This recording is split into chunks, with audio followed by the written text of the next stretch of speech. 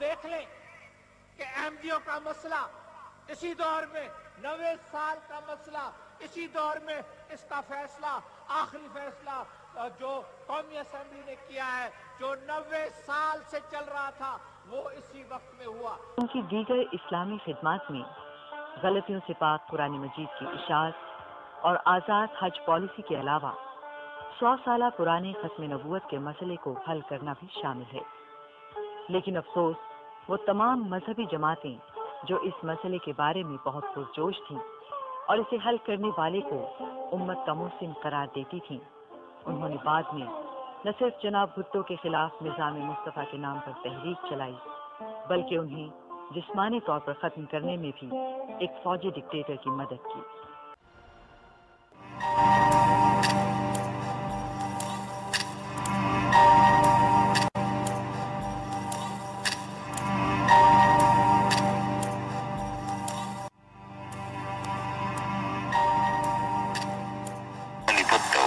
To death at 2 o'clock this morning in Rawalpindi district jail.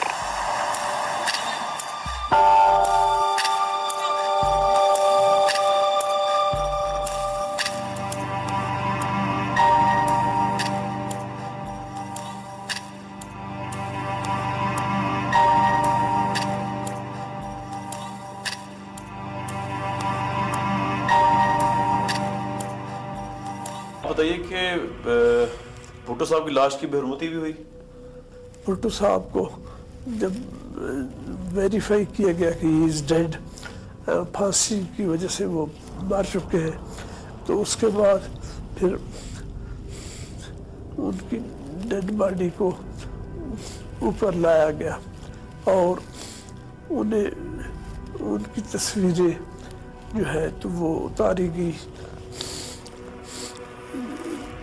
तकरीबन घुटनों और कमर के बल के एरिया के बीच में यानी पेट और घुटनों के बीच की तस्वीरें। हाँ, क्यों? इसलिए कि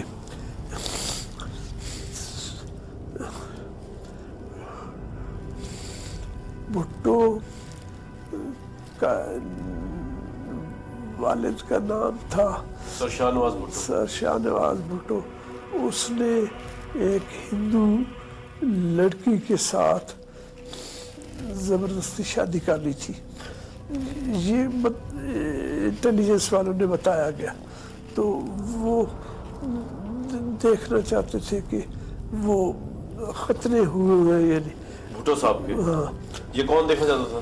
पाकिस्तान की आर्मी, पाकिस्तान इंटेलिजेंस वाले, क्योंकि अगर नहीं हुई तो फिर तो बहुत प्रोपेगेंडा होता था कि ही वाज नॉट मुस्लिम। और तो उनकी खतने हुई है नहीं हुई इसकी तस्वीरें उतारी गई वहां पे उनकी लाश के ऊपर। किसने उतारी? जी, फोटोग्राफर इंटेलिजेंस का था, उसने वो उनकी डेड बॉडी की तस्वीरें उतारी और सर्टिफाई किया। वो मैंने भी देखा।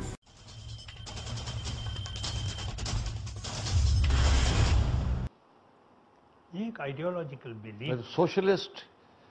I would say that not to the extent of total socialism, but तो फिर आइडियोलॉजी क्या थी? ideology थी कि quasi para socialist secular party. Secular party. The insistence was, the thrust was, dominant thrust was secular party, equality of all citizens. मगर कथा कलामी माफ, अगर सेकुलर पार्टी थी तो फिर आपने वो जब 74 में कानून लेके आए अहमदियों के खिलाफ, तो वो फिर क्या उसका क्या जरूरत थी उसकी? कॉम्प्रोमाइज था। कॉम्प्रोमाइज, सियासी कॉम्प्रोमाइज। सियासी कॉम्प्रोमाइज। क्या प्रेशर था आपके ऊपर? बहुत बड़ा प्रेशर था, बहुत बड़ा प्रेशर था। But then you look at the time frame when this came. Time frame था 1974, otherwise it was a dull year. This was the major point in 1974। उस वक्त सड़कों पे बाहर जाके लोगों ने डेमोन्स्ट्रेशंस करने शुरू कर दिए और इसको हवा दी गई, और शायद ये बात निकल जाती कंट्रोल से कंप्लीटली और खून खराबा बहुत ज़्यादा होता।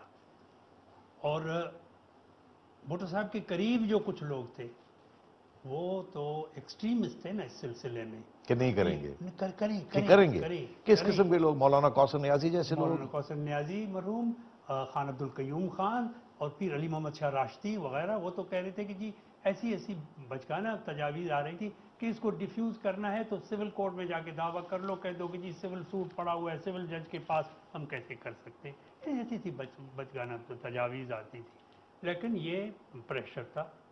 اور میں نہیں سمجھتا ہوں کہ بھٹو صاحب ریلیجن کے معاملے میں اتنا وہ آگے جاتے۔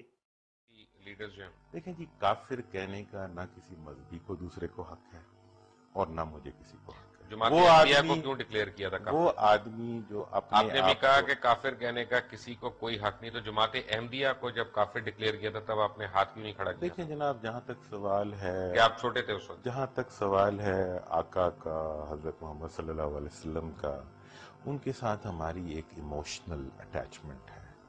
ان ایشوز کے اوپر آپ پوری مسلم امہ کو کوسچن نہیں کر سکتے، نہ کریں، ٹھیک ہے نا جی؟ تو پھر بہائیز کو کیوں نہیں آپ نے یہاں پہ کافر ڈکلیئر کیا؟ وہ اصل میں ہر چیز کی پھر کچھ پولیٹیکل ریپرکشن، اس کا مطلب یہ پالیٹکس آ گئی نا بیچ میں، آپ لوگوں کی مطلب کی سیاست آ گئی نا، مذہب تو الگ ہو گیا۔